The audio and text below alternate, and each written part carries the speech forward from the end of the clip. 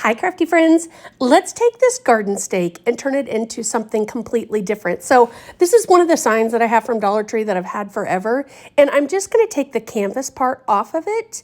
It actually has a print on the front of it, so I'm going to save it for another project. So I'm just going to go and take all the staples out and just be really careful that I don't rip it, and then we'll set that aside because what we're going to do is we're going to take a little bit of the antiquing wax, and we're just going to put that all around there, and then also the two dowels that are down there, we will do that on there. Now, the antiquing wax will take to the frame a lot darker than the two dowels just because it's more of that pressed board, and that really takes in more of the antiquing wax or paint or whatever. But that's okay because we're going to do some distressing as well. So we're going to actually take this apart. Now, there's a little part on the back that I was just able to untie, kind of. It was pressed over on each other. And then I just pulled them apart, and then I will just take this stake off because we don't need that part. So we'll just clip it off here. And then what we're going to do is we're going to paint all three of these. Now, I am going to use a chalk paint. I don't have the color of spray paint that I want. I only have gloss, and I want it to be more chalky. So we're just going to put a couple coats of paint on this. And I did front and back of these.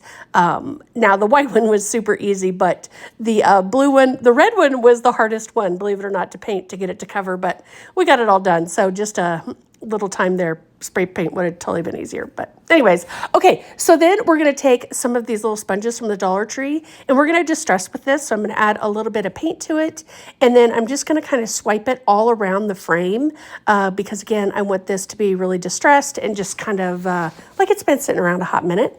That's my favorite way for things to look.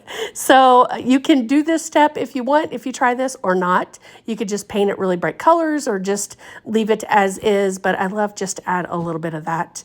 So once our flowers are all done, I am using that sponge that I used with the antiquing wax because we're really going to distress the flowers. You can see I'm doing individually. I'm not going to put them all back together quite yet because after we do the antiquing wax here, and you guys, this is just, I didn't ever dip it back into the antiquing wax. This is just what was left over on that sponge. But once we get done with this, I wanted to add just a little bit more depth of the color. So I grabbed out one of my ink pads and really worked that on the edges of the flower, just again to add a little bit more distressing. Y'all know that's my favorite.